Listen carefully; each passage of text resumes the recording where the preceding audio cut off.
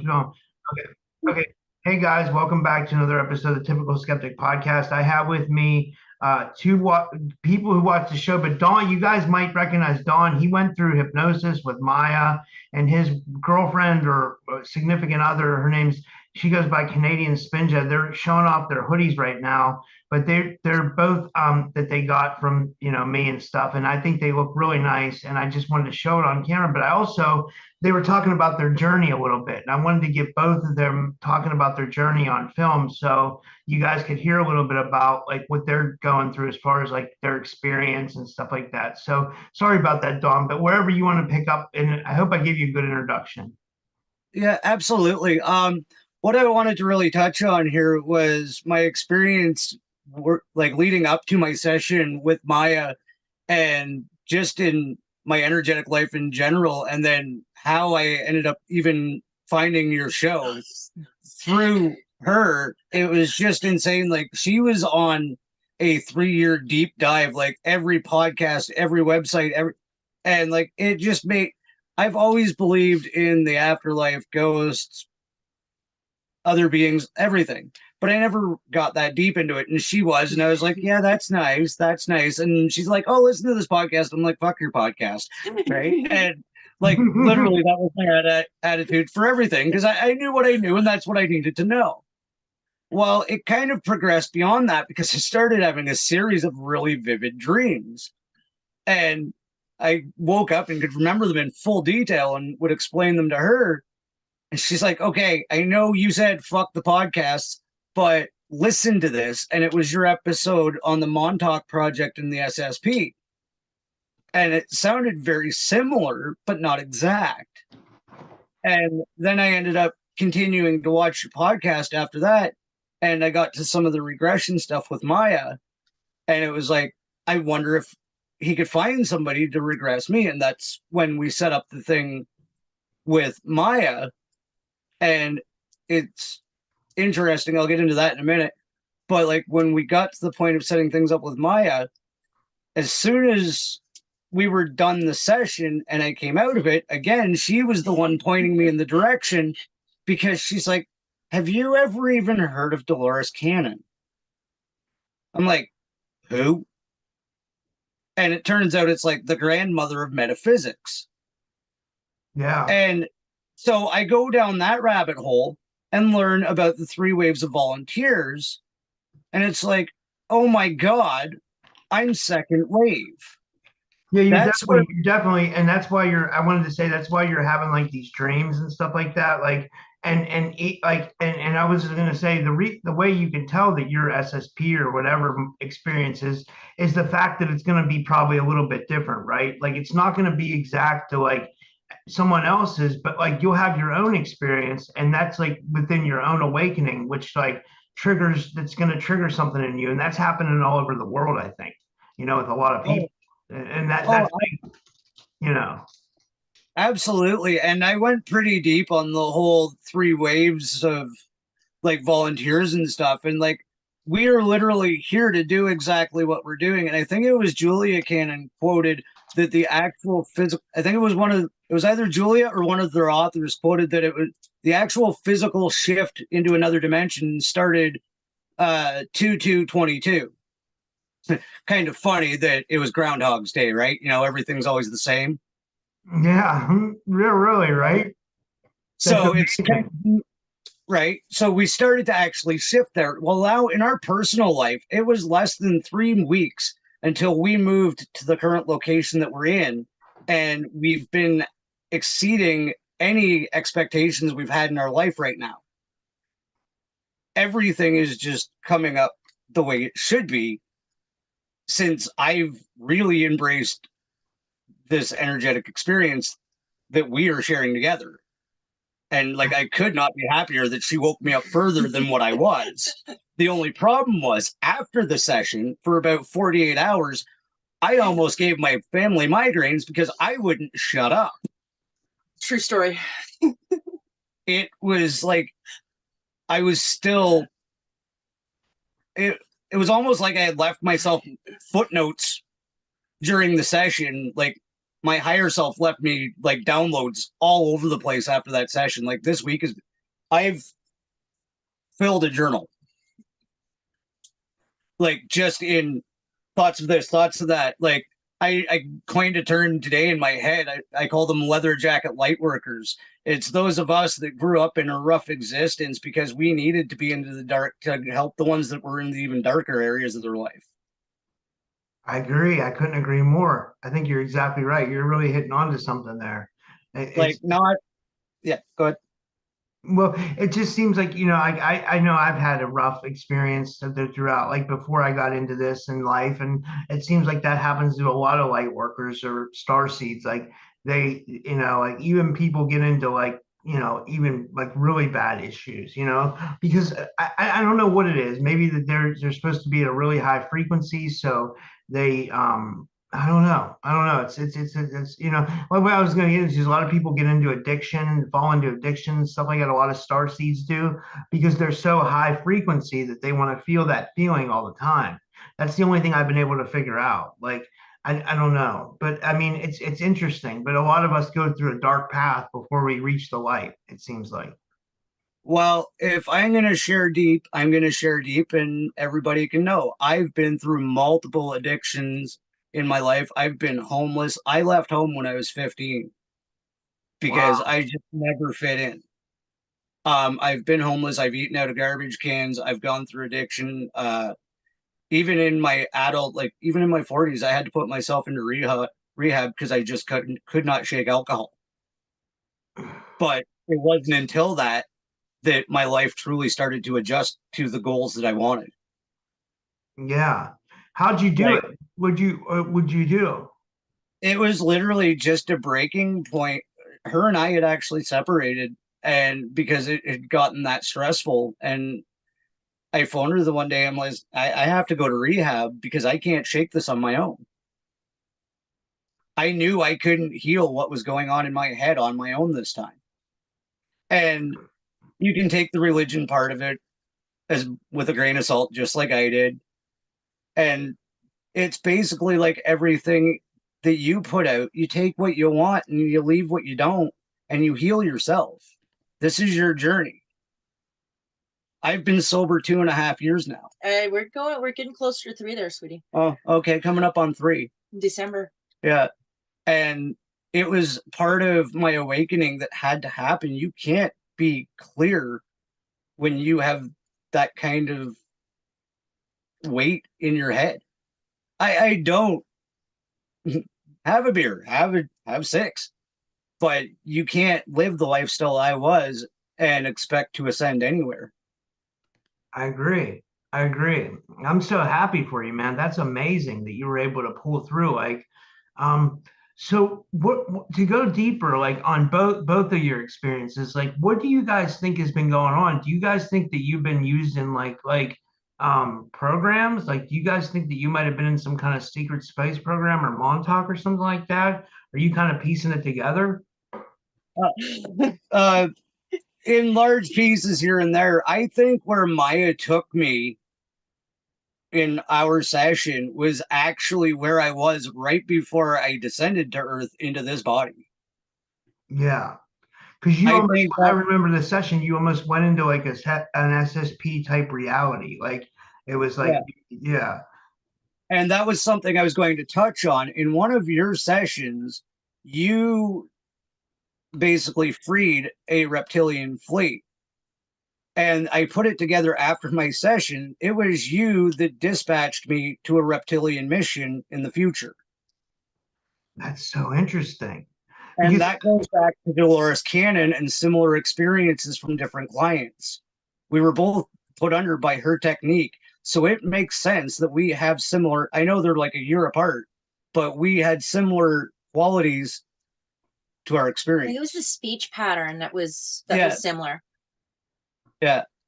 She what did noticed you in mean? the What- when we were first getting into regression, our voices sounded almost identical, yours and mine. Like the speech pattern. Yeah. oh, wow. Yeah, You that's can, interesting. See, I don't you remember can any of my regressions. Like Maya always tells me, she's like, you got to watch your regression over. And then it's interesting because people will tell me that I was like in the secret space program and stuff, but I haven't looked into it because I'm like a little bit afraid, to be honest with you. I don't know what's going to come up. So I haven't really, touched on it yet. So, but uh, I find this so interesting though. This is so interesting. and I I really don't know if I can ever paraphrase Dolores Cannon properly on what the 144,000 is. That's not the real number. There's hundreds of thousands. And it was soul volunteers coming down from source in 3 generations. The first one was just in the baby boom. And they didn't like it here at all. Like every time Dolores contacted these people, these spirits, they said they hated it here. It was too heavy. It was too dense. Why is everybody angry? And if you think about baby boomers, and then the second generation is people like me in the 70s. We were somewhat adjusted, but still not ready for life on Earth. Not by a freaking long shot. Are I you, have is your never. birthday 78? Because mine's at 1980. I was wondering. Is that, yeah, because Yeah, I noticed your name is like some Buck Rogers 78. So I wondered if we were around the same age. Like, because I'm yeah, 43. So yeah, that's yeah. interesting. You would be right in the same grouping. And then the third wave is actually the children of the second wave. So that's my son, our son. Yeah, like he's my stepson, but he understands everything that I have just told him about the metaphysical universe in the last 2 weeks. It should have melted his head. Yeah, that's what's interesting about these younger kids. These like I call them like star children that are coming in. They understand things a lot easier than us. They're more psychically gifted. They have like psionic abilities. They're more loving too. I mean, like like I don't know, like when I grew up, like a lot of kids like bullied other kids and stuff. It seems like that doesn't happen as much with this generation. I don't have kids myself, but that's just what I'm seeing. I have a nephew who's like, he's like really gifted. You know what I mean? He's like really gifted. And like, I was thinking about, and I was thinking a lot of the kids seem to be like that. I don't know. Oh, he is highly intuitive and artistic, but struggles in public school. And it's because I'm not a doctor. I'm not going to say the acronym that they diagnose children with and the medication that they give them. But there are so many misdiagnosed cases. I got told when I was 19 that that symptoms were just coming out that I had it. Well, they tried to put him on medication, um, and I had to go all mama bear. And it's a long story. I was a single mom, and um, I basically had to fight the system, and I question, if that was part of, I feel like we've had a target on our backs. Like even with my son in regards to his father, I said, like, before any of this, like, I swear I feel like I'm fighting for my son's soul. And he has, I feel like he's been targeted in school, like by some of the teachers. They were the ones who were pushing for him to be medicated. And I did my research because I want to do what's best for him. And I noticed that there was a lot of parallels between abuse and like an anxiety and like the ADHD diagnosis. Yeah. So I just put my foot down with the medication, and I had to come to a compromise because again, it was like I said, I feel like I was targeted, so there was a lot of eyes on me.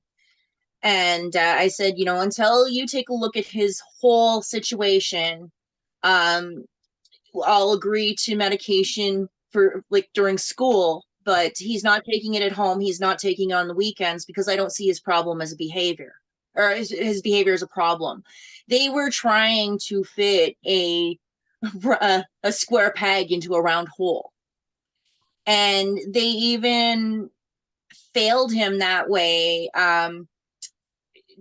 he is a smart kid. Like, this isn't just mama talking. Like, he's he was they put him on a special program where it saw him with certain accommodations. So he did, like, if he needed extra time for a test, or if he needed like noise canceling headphones, things like that, that was great.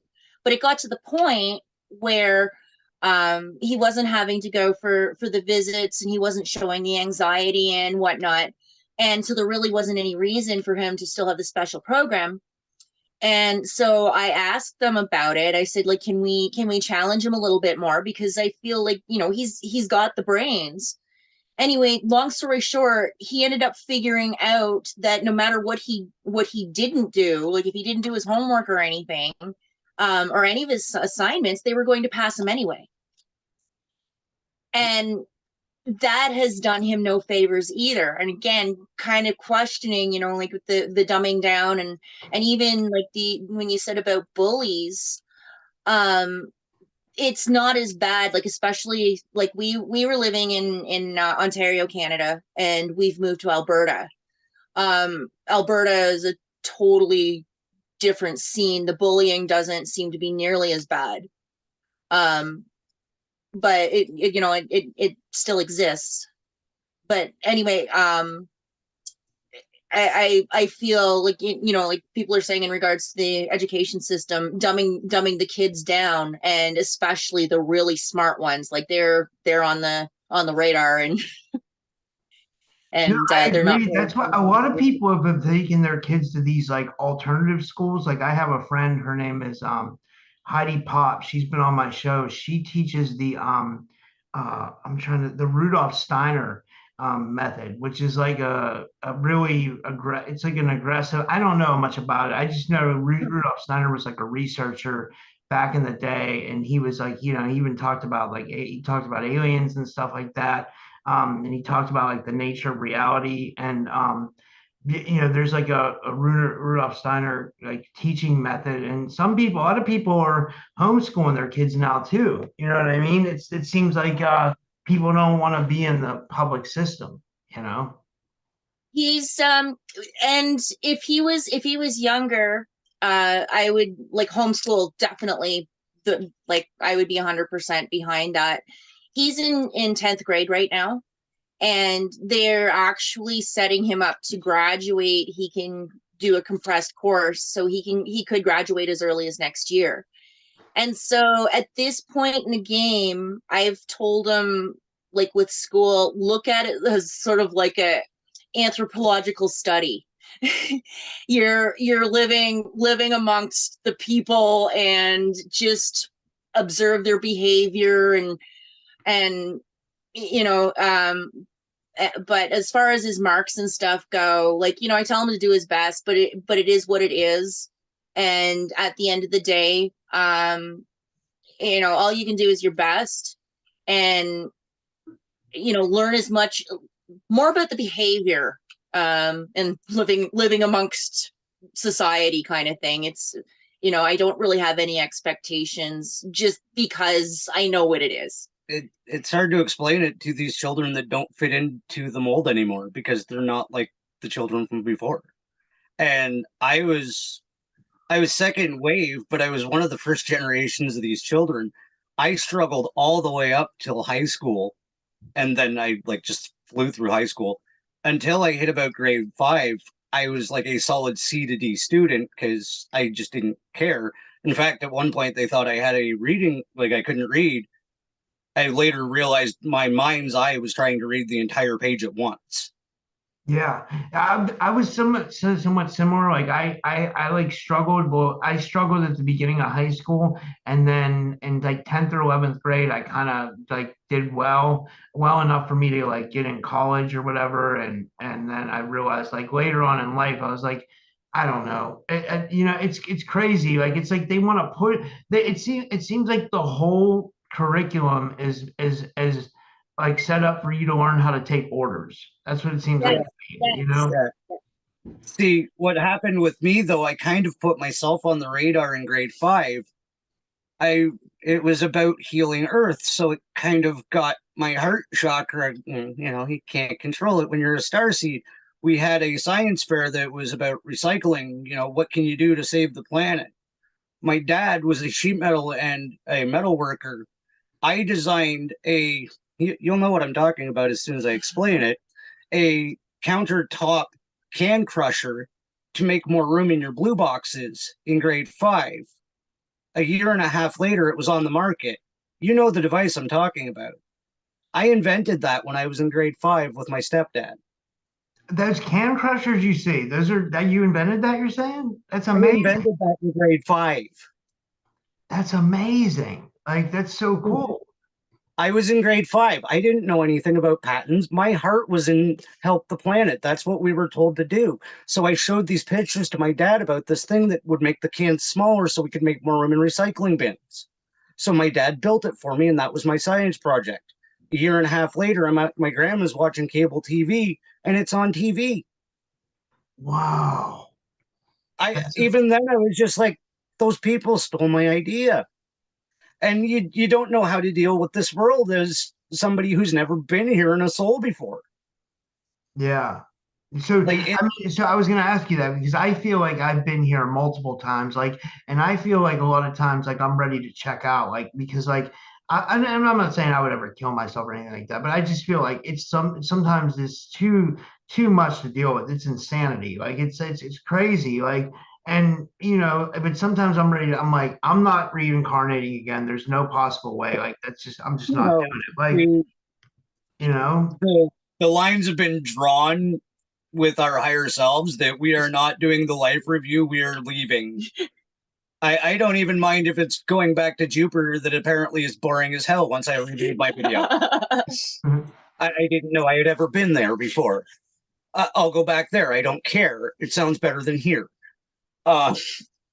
But no, even further to what happened to me in hypnosis with unlocking the intelligence thing has just been insane. Like, I've had to write everything down, and I'm having to go back over my own notes to explain it to myself. But I just find it really fascinating that it came out while I was asleep, because ever since I was a small child, I've had some somnambulistic abilities, we'll call them. I can literally walk, talk, eat, rationalize. When I was younger, I accidentally left the house a couple of times, once in the middle of winter. Wow. I was about 8 or 9 years old, and my dad got up to go to the bathroom, and I was sitting at the kitchen table staring at television that was off, and I told him the entire show that I had been watching. That's amazing. So you had psionic abilities when you were a kid. There is something in my mind or a higher being that can control my body when I need to check out. A lot of the time it happens when I'm sick or incredibly stressed out. The eating thing happens on a regular basis. Like, she'll wake up and I'm sitting here eating a bag of Doritos with my eyes closed. She's like, "Are you awake?" "No, it's just chips." And That's hilarious. I can answer her, and she can ask me what I'm doing, and I can tell her. So she can tell me to go wash my hands, and I'll get up and do it. Yeah, But I have the same thing, but mine's like I actually sleepwalk. I'm like sometimes embarrassed about, like, I'll actually, like, like, I've had girlfriends that have seen me, like, sleepwalk in the middle of the night. They're like, "What are you doing?" I'm like, I don't have control over it. So it's like it's like, for me it's a little scary. Like, everything I know about it is what I was told. Like, my mom, my poor mother, like, because was sick a lot as a kid. My poor mother just went through everything with this starseed spirit that didn't know how to function. Like, we moved to the country at a young age because I think she had to turn me loose. Like, basically let him run loose in the forest because he's going to destroy the city. Right? But no, like, my mom told me about an experience when I was running a very high fever. She woke up to the sound of running water and then came around the corner of our house and, well, in the kitchen, and all she could see was steam from the bathroom. And I was washing my hands under scalding hot water while I was asleep. Oh my God. That's and I'm completely calm and asleep. And she's like, "Donald, what are you doing?" I'm like, I'm warming up the soap. And she looks, and I had the bar of soap under the scalding hot water, not flinching or like this should be burning me.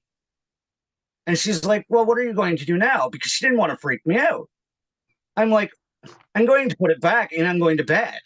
And I put the soap back, shut off the tap, and returned to my sleep like nothing had happened. I woke up and there wasn't a mark on my hands. And my mom's like, it looked like a sauna in our bathroom. I don't know how you're not hurt.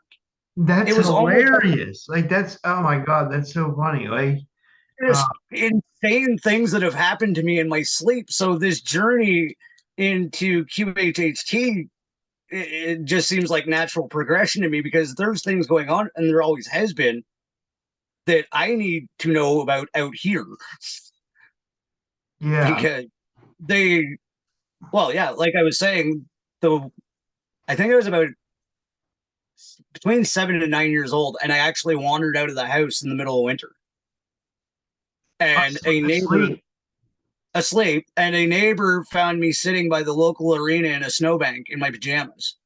Oh my God. No, okay, this makes me wonder if you've been like, and we need to get into this next time we do a hypnosis with Maya to see if you've been abducted, because these could be missing time episodes. These could be times where you're actually being taken and then you're being put back and you feel like you're sleepwalking, but you're actually being taken. And another thing that's interesting about this whole thing is if you like look at like Dr. Kim McGeorge, and Canadian Spinjo might know who she is, but she's been on my show a couple times. She says that they can just take your consciousness now, that they don't need your physical body. They can use your consciousness. So a lot of these times that you feel like you might be sleepwalking, someone or something might be using your consciousness, like a secret space program or I don't want to say an entity because I don't want to freak you. I don't think it's that, but I mean, like, it could be something else besides this. What do you think? Really wild. That's really wild that you say that, because I've often said to her, I'm like, I don't think I dream. I think this is shared consciousness. Like, it's almost like I have a loner mind out somewhere, and as soon as I click off, it clicks on, and it's got shit to do. That's interesting. Right? And I don't know if that's what was in control of my body when I'd get so stressed out. I don't know if like this brain completely shut off when I was sick or stressed or whatever, and there was an overlap and it just took over this body. I don't know.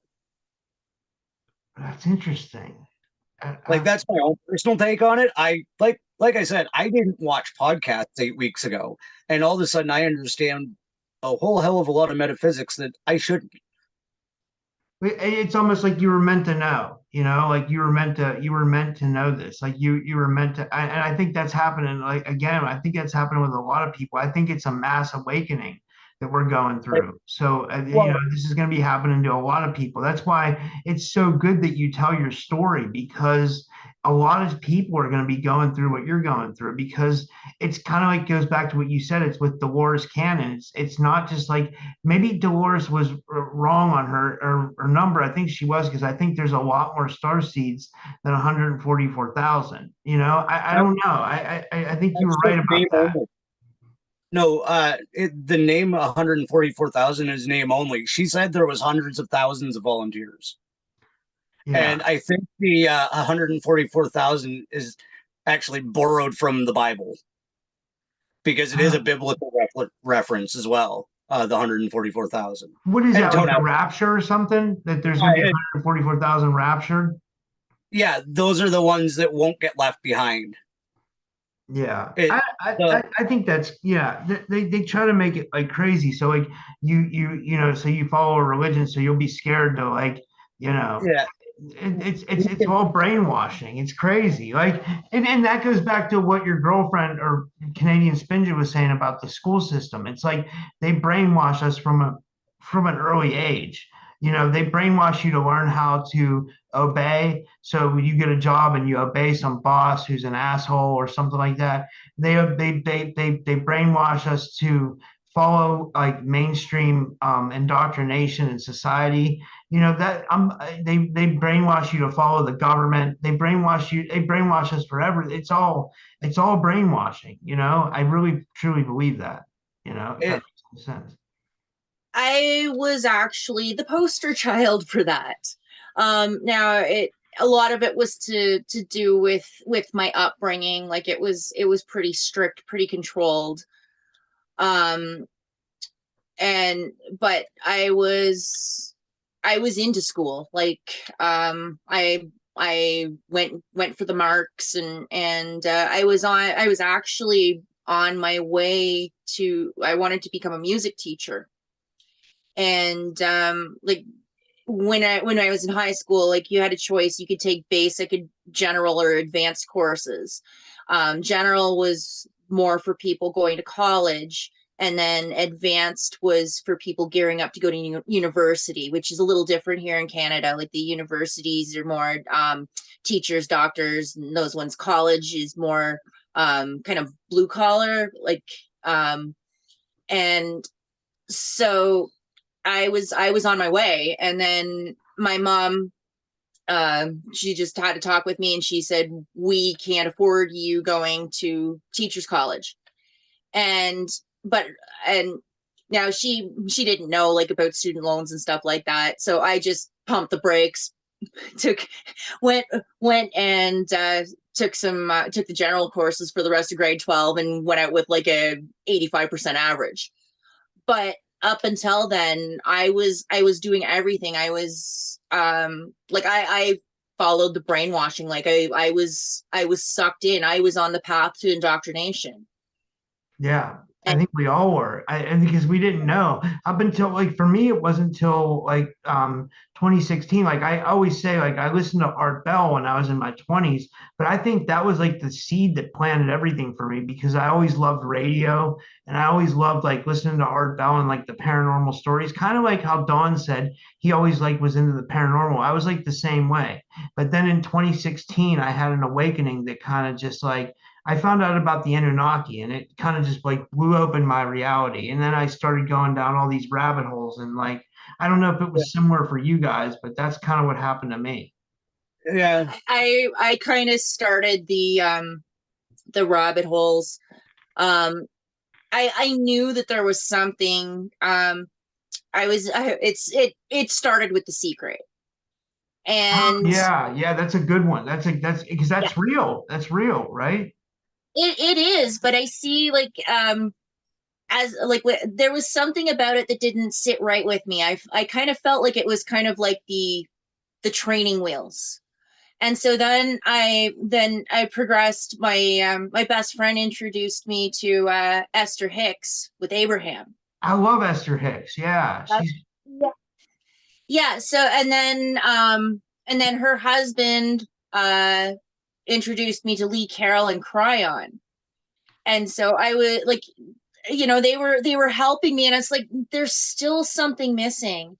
And I also, it's crazy. I connected with an author from Australia. Her name's Helen Downs, and I've she never wrote heard a of book. her. Yeah, she's written a couple of books. Her the one is called Spirit Seeds, and it's for skeptics. It's for people that just have general questions. Like she explains um apparitions and orbs, and just like it's just somebody who's rubbing their eyes. And it's a great introduction. It's basically, here's the information, take from it what you will. Like she doesn't try to push anything. Yeah. And so she was the one who told me, now it started with it actually started with a podcast with Charlie Freak. And that um so I followed him for a little bit, and then he took me down the Q rabbit trail. And I went at it with a grain of salt, because I'm still trying to figure things out. And there was some stuff that didn't resonate with me.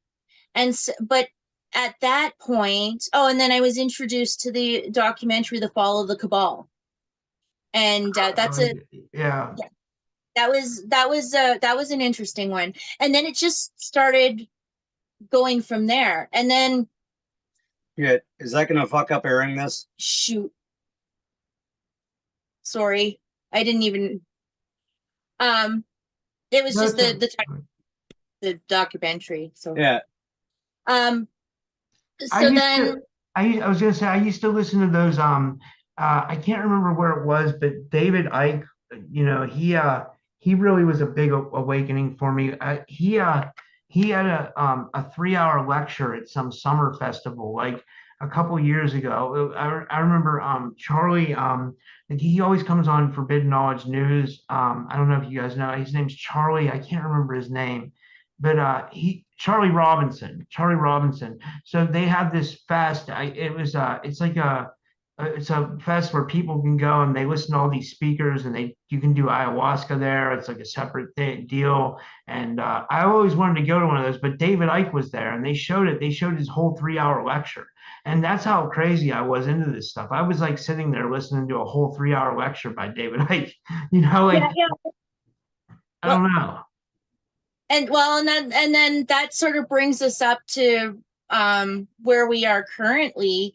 Um, I started. I even like I went down the Christianity trail. Like I checked that out. Like I was doing everything, and then I started listening to podcasts, and because I'm an industrial sewing machine operator, so I have a lot of time to listen to stuff. And so then I started listening, and when you said about Forbidden Knowledge News, that was one, and he led me to Karen Holton, who I love Karen. I've had her on my show. She's amazing. I love Karen's amazing. I like and Karen a lot. he's how I found you. That was the connection to you.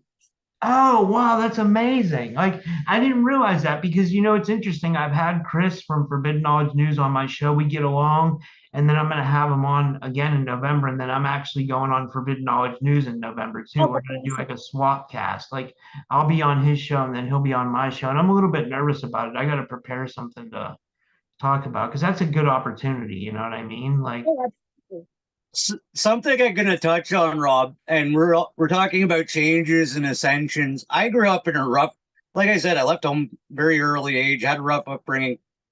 In our conversation earlier, I ended it with a phrase and then came back and told you that's something I wouldn't have said 3 months ago.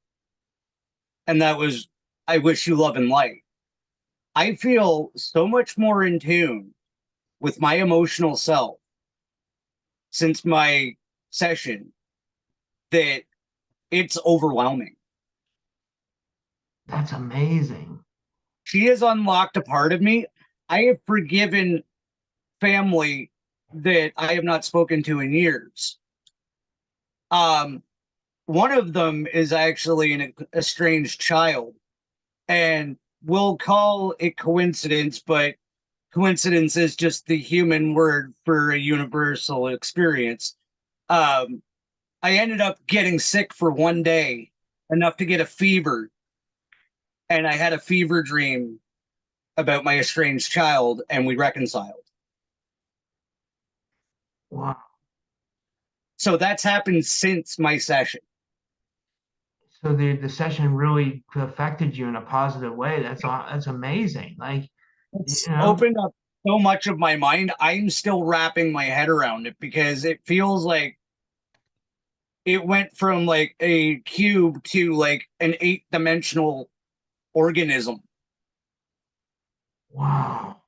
When I said when I was under that I had a gifted understanding, I'm still trying to understand some of the stuff that I now understand. I'm seeing flashes of numerical patterns and geometric shapes that I don't even know what they are.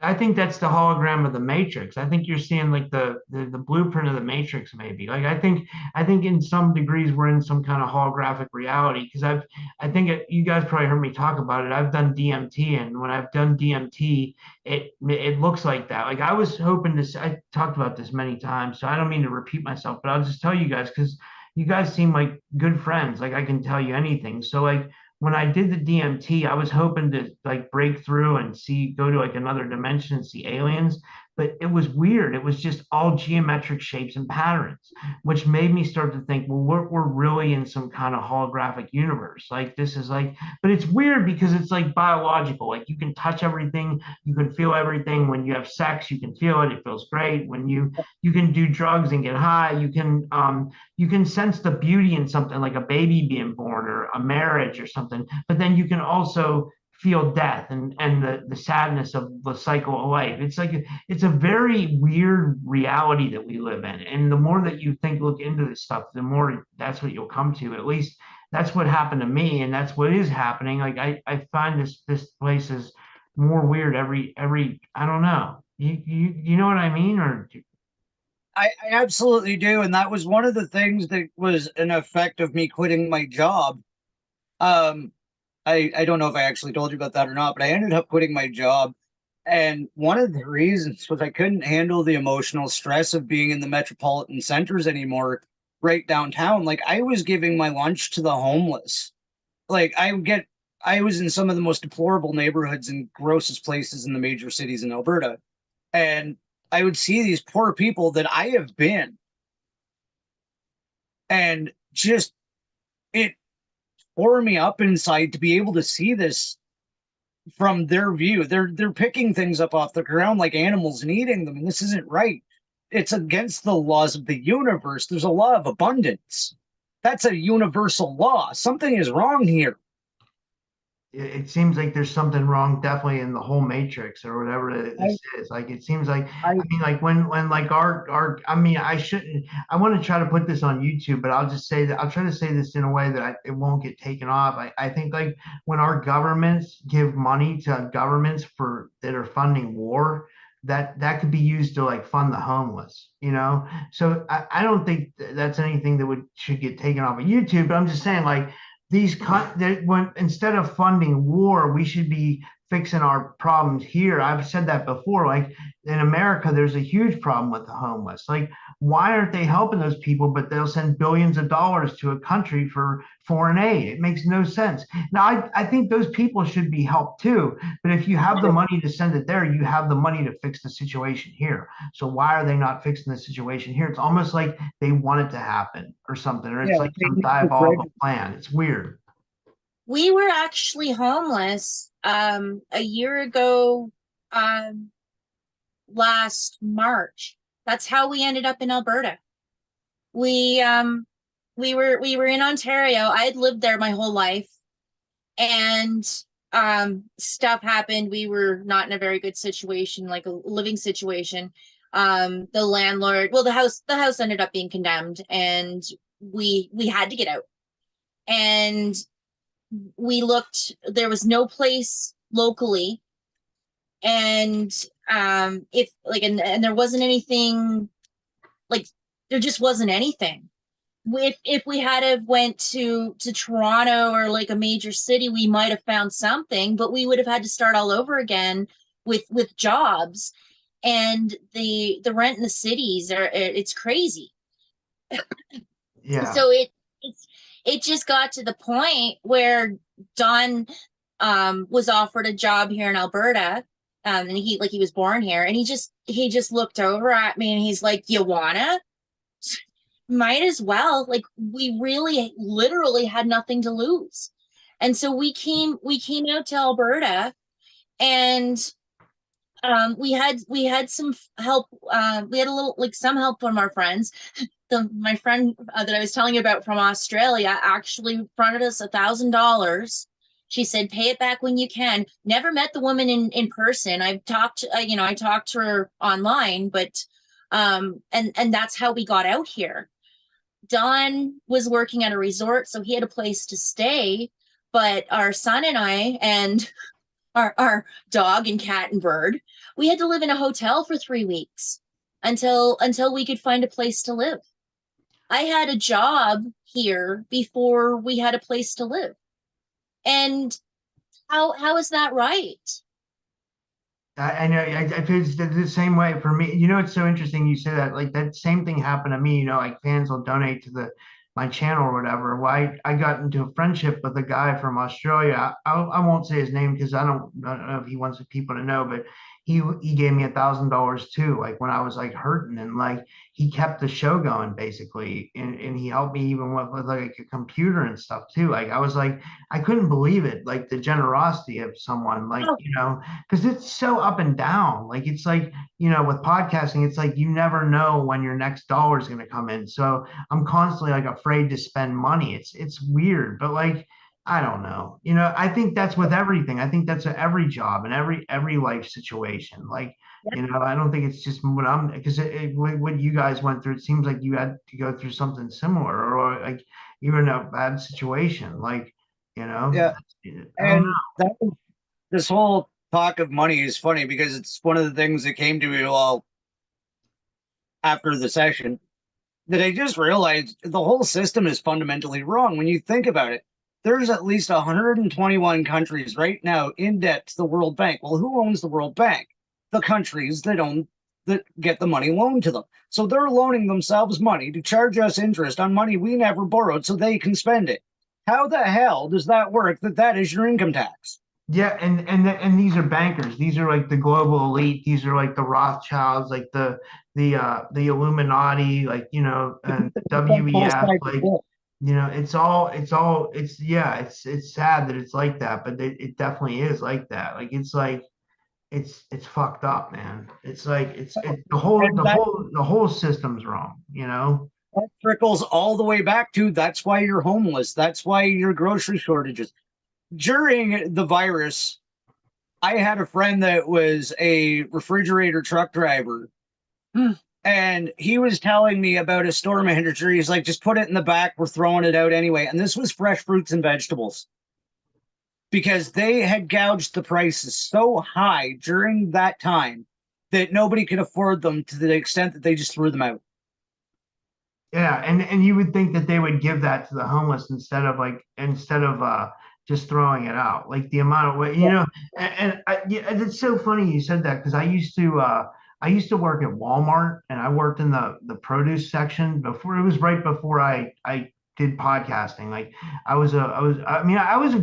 did good stuff too. I was like a mortgage broker for 10 years, but then I couldn't find a job in mortgages, so then I went to Walmart, and that's why I always talk about like that I've worked these jobs where like people, they treat you like you're a lower person. Like they only promoted the people that they liked, and they treated people like shit there, like at Walmart. And it was very like high school. You know what I mean? It seemed like we were like I was living high school all over again. Like, with the way people acted and stuff, but like in a weird way, because it was like weird favoritism. But I remember working in the produce department and us throwing away all the fruit and stuff, like you said, at night, and they told me it would go to pig slop. I was like, man, I was like, that could feed people. That's insanity. Like, I don't know, but that I just rubbed me that my whole experience there rubbed me the wrong way, and it made me think I'm never doing anything like this again if I have it my way. Yeah. I mean, I don't want to starve, but if I have to, like, I'm going to try to make this podcast work, because I'm not dealing with that bullshit again. No, and that's kind of where this has led us to is our future vision of our universe, at least, is she's going to be taking Dolores's course to become a level 1 practitioner. Oh, that's And amazing. Yeah. all And to start, and I'm going to be looking into massage therapy once we get her going so we can open a healing center. oh, you know what you should look into, Dawn, when I mean, I don't know what kind of massage you're looking into, but there's a guy that I used to follow. I don't know if Canadian Spinja followed him, because she might have, because he used to come on Forbidden Knowledge News. He was on Leak Project a lot. He was on. Oh, he had his own podcast. He had his own show. He wrote 2 books. He wrote The Anunnaki of Nibiru, and he wrote The Seventh Planet Mercury Rising. It's Gerald Clark, and he was amazing. He was amazing. Like people called him the professor, because like he was so knowledgeable about stuff. But one thing he did was structural integration, which it's kind of like I don't really fully understand it. It's some kind of, they call it rolfing as well, but it's like it's some kind of massage. But what it does is it's similar to shiatsu in the way that it opens up energy channels in the body. So like when people get this done, when they get structural integration done, they feel like it affects their energy body so much, you know. And I think that can happen with other kinds of massage and stuff too, you know. That is a great bit of information. Thank you. And it's really, I was giving you the mind's eye poke there because she was just talking about Gerald Clark. Nah, really? Yeah, like I like I'm still like I've been doing a lot of digging, but I still feel like we're just at the beginning of our journey, and we're really like we're starting to find people that are resonating with us, and that's it seems like with our roles, I seem to be the one who's more adventurous, like looking. I'm trying all these different paths, and um Gerald Clark, I haven't had a chance to look into him yet, but he's a name, and he was like on the to check out list, just like Dolores Cannon was. Yeah. It was so funny because I'd heard her name mentioned on like there was a YouTuber that I used to watch his videos all the time, and it just got to the point. Honestly, he was using a sound bowl, and for some reason the sound was not resonating with me, and it's like I can't watch this anymore. Yeah. But I knew about Dolores Cannon and just sort of put her in the my to-do pile, and so that's why. And so Gerald Clark is there as well, and I just it's really interesting that he came up because he just came up recently. Yeah. Yeah, I've had his wife on my show. I've had Krista on my show. She feels like he might have been targeted, like because he was not only talking about the Anunnaki, he was talking about like the New World Order and in certain like sections of the New World Order, and he got like into it pretty deep. And if you watch his videos, like they're still up on YouTube. He still has a channel, but he died. He had cancer. But it was weird because they lived a really healthy lifestyle. They lived like vegan and everything, and they were trying to do everything right, but somehow he still got cancer. Like that's one thing I could do. If I could do, I would help people heal cancer. I wish I could find a way that was like really. I mean, I have a lot of friends that are healers, but it seems like a tough task to try to heal cancer. Like it seems like once it gets people, it's like, you Yeah. know, I don't know. It's crazy. My mom had thyroid cancer. You know, you know about that one. Yeah, my dad had prostate cancer. He died in 2001. So it's like it's kind of heavy on my mind. Like, you know, like it's like, and then the girl I met she's from your neck of the woods. She's from Canada. Her mom currently has cancer. So it's crazy, you know. So yeah. Um, just to skip back for a second, just an interesting point. When I did start watching your podcasts, I watched a couple of old ones first and then started catching the live ones with her. And I finally got the nerve up to type in a question the one day. And I remember thinking, oh, come on, buddy. I barely even knew your name because I had only seen about 3 or 4 episodes. I was like, oh, come on, buddy. Like, just at. And no sooner did I get the thought out of my head and you answered the question. Like you asked your guest the question. That was our first non-physical interaction. Oh, that's cool. Yeah, And that's really cool. I remember the thought just a second before you did it. And I was like, did I just connect with him? And there's been several times, and she can attest to it. I was like, no, Rob, and you'll say the exact same thing I'll say at home. It's like I've got the read along here with you sometimes. Oh, that's Like really cool. That's it, that's interesting. You know, we're probably connected, you know, like we probably are. I wouldn't doubt it. Well, and I have to say, like, I have to keep reminding myself that I mean, this is the first time we've actually talked. There's just something about you, something about your voice, and it's like you're at work keeping me company and you don't know it. Like That means a lot. That means a lot. That means you. That means that it's helping people. That's what I want to do. I want to help people. I didn't like set out with the intention for it to be like a business or like make money off it or anything. But like with the way I was being treated at my job, like it had to be. There was like no other. There was no other option. It was like you know what I mean. Like I was like continue to like suffer in the matrix or carve my own path that could possibly leave a legacy behind, like Art Bell did. That's another thing you guys should get into. You guys should listen to some old Art Bell shows. They were amazing. Like he, I think you guys heard me talk about it on my show. He was back in 90s, 2000s on Coast to Coast AM. He was like one of the first paranormal talk show hosts to get like popular.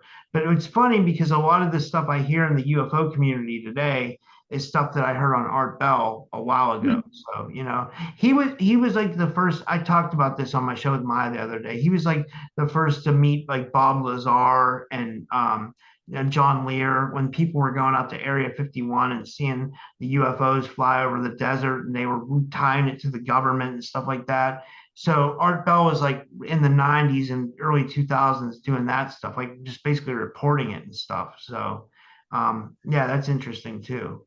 I don't know. To what you were saying about you never intended to come at this a point of monetary gain or anything, I just have the overview of this, like training people and informing people for monetary gain is a very old practice. There are far more nefarious ways people are making money that are just disgusting. And I see nothing wrong. If you're literally giving people quality information and not just people's wild goose chases, and I find quality in everything I've watched of yours. I take something away from each episode. Oh, So thanks.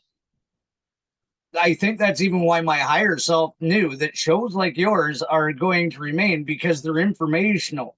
If the monetary system is going to remain, you need to survive. So there's really no shame in that. You're educating. You're a online teacher. That's it. Yeah. Well, I kind of look at it as like I'm a reporter and I just kind of report the news and I let you guys take the information. So like out of like a podcast, you might get like a couple things that resonate with you, but then you're like, oh, maybe some of this other stuff doesn't. But I found a couple nuggets of truth that I like. That's kind of what I'm shooting for. Like, like I want you guys to like take something away from each show that might resonate with you, and then maybe some stuff doesn't, but that's okay. You know what I mean? I don't know. It was no, and I love the way that you approach your show because you give everybody a platform to speak and you hear them out and you give people the opportunity to form their own opinions and take what they want. And you like the way that you do things, it made it easy for me. My best friend she's on the brink. She's rubbing her eyes, but she's not there yet. And I'm doing the same thing with her as what I did with Dawn. I'm trying to throw her little crumbs as I feel that she would digest them. Like she was the one that introduced me to Esther and Abraham. So, she has an idea, but a lot of the stuff that that you discuss on your show, she hasn't heard of, and she's not. I don't know if she's quite ready yet. But it's not up to me. So I've started describing it and how I told her about how you do things, and chances are she might actually watch this. I am going to be sending her the link, so Mhm. so hopefully.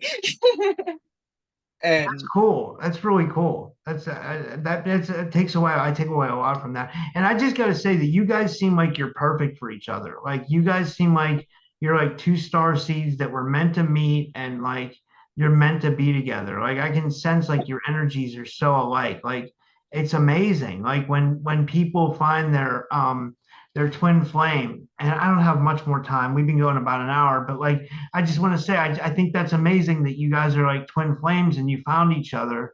And yeah, what do you guys feel about that? It's crazy. It's crazy. It literally happened under the constellations in Bob Cajun, like the Tragically Hip song. That's I cool. was showing her constellations under shooting stars, and I went to point at something, and a shooting star went directly where I pointed. She went, "Where?" I pointed again, and it happened again. Wow. Like 2 shooting stars in the exact same spot, one right after the other on our first date when I was trying to be a nerd and show her something about outer space. The other crazy piece about being meant to be, Dawn and my son share a birthday. Same day, 30 years apart. Wow. And That's and amazing. it was crazy. Like, it was crazy how I found out, because we met on Facebook, and it's ironic because neither of us are on Facebook anymore. But I was sitting at my spinning wheel. I spin yarn. That's part of the whole spinja thing. And I well, my friend Helen in Australia has suggested about it being very powerful with the spinning, and like possibly portals kind of thing. I don't know, but I just find it really interesting that I was sitting at my spinning wheel, and I found out, like, Don said about doing something for his birthday, and I asked him when his birthday was, and then he told me, and like 30 years to the day. That's Yeah. so cool. That's so. Oh, I was gonna say, do you want to show people what you're working on, like, so like we can so like It's just a prototype right now. I got a it's a pattern, but I need to work through some kinks. So this is a bucket hat, and then you got little aliens on it, and I'm working on read it like taking the design and turning it into a toque.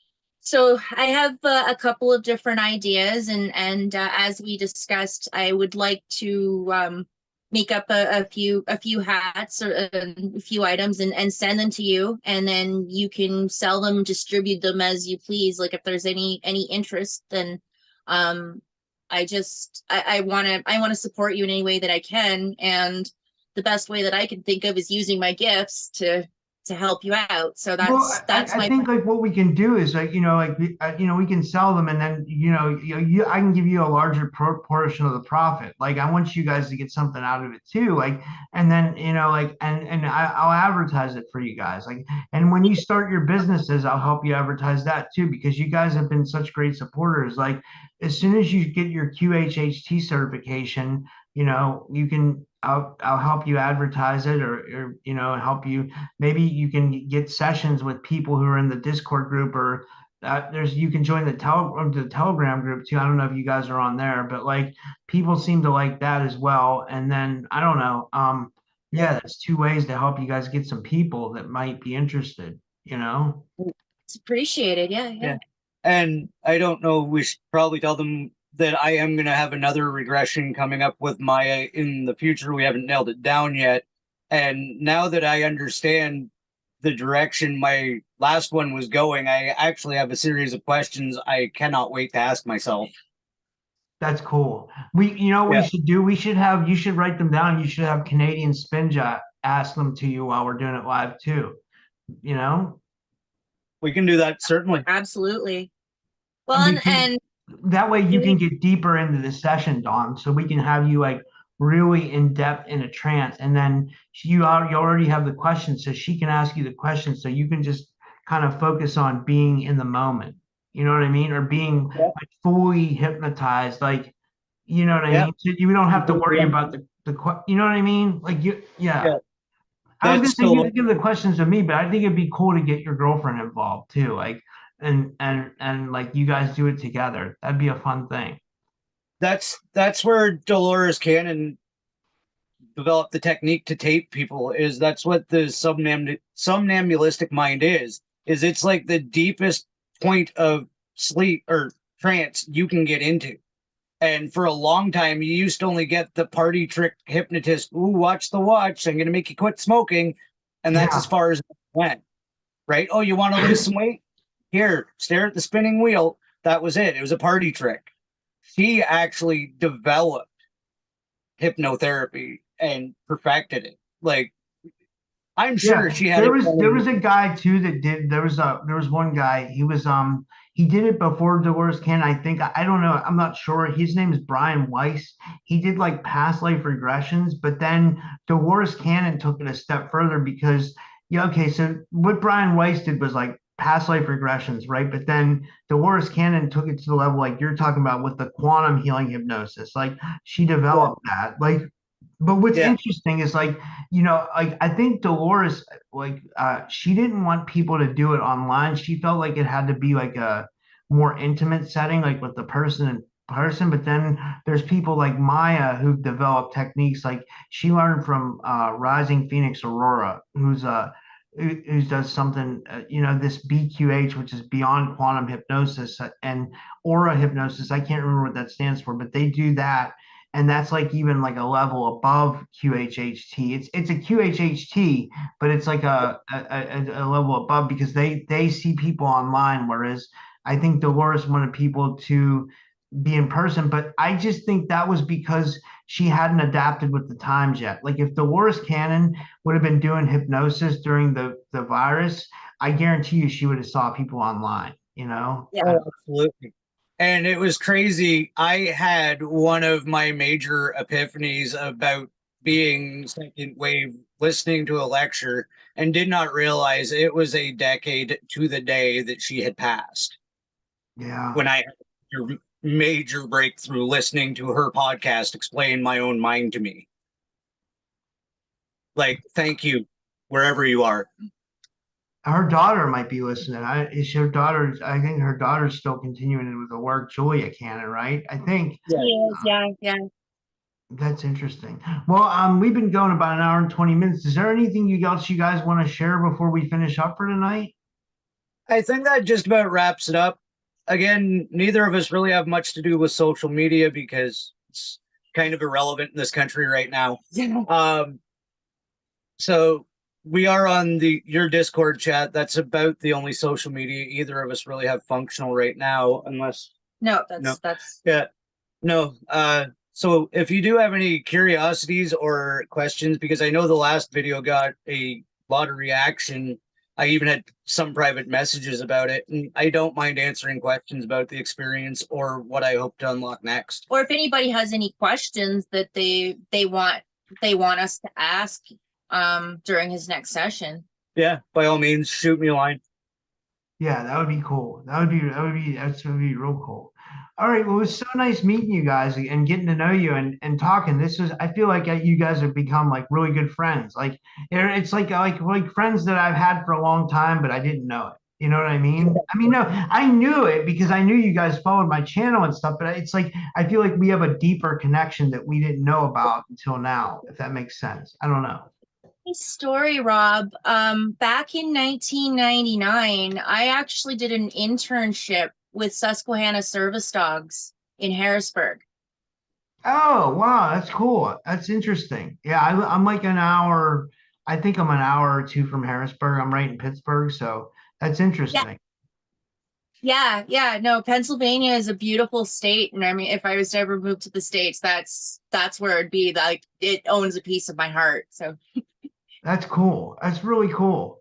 Yeah, it's nice here. I mean, it's affordable, so that's why it's like, it's like. Plus, I grew up here, so yeah. it's kind of like home. But I miss the ocean a lot. I was a big ocean person. I love the ocean, and like, do you guys have the ocean where you live? I'm not real familiar with Canada. No, it's all prairies and mountains. Yeah, And then on the other side of the mountains, though, you've got British Columbia, and there's the ocean there. like where Pink Aloha Bella is from. That's literally just over the mountain. She'd be a lot closer to the ocean than we are. Oh, that's cool. That's interesting. Like I could drive to her house within 12 hours. Wow, that's Yeah, interesting. there's a lot of light workers out here. Wow, that's so cool. It's so cool how we're all piecing this together.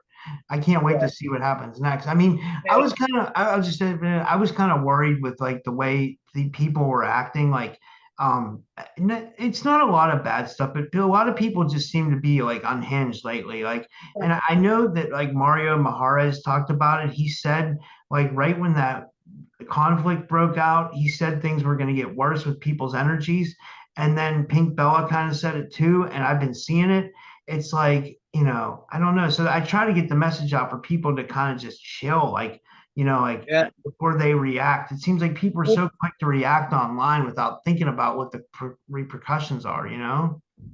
I can attest to that. Our dog has had a severe attitude problem for about the last 3 days at the height of this whole solar eclipse shit. Yeah. Like, we've had to separate him from the other dog because he's just irritable and aggressive and unlike himself.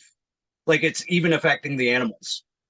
Yeah. I wonder what I don't I have so many theories as to what I think it is, but maybe it's just like I don't know. I don't know what it is. It's crazy, right? Yeah. It's wild.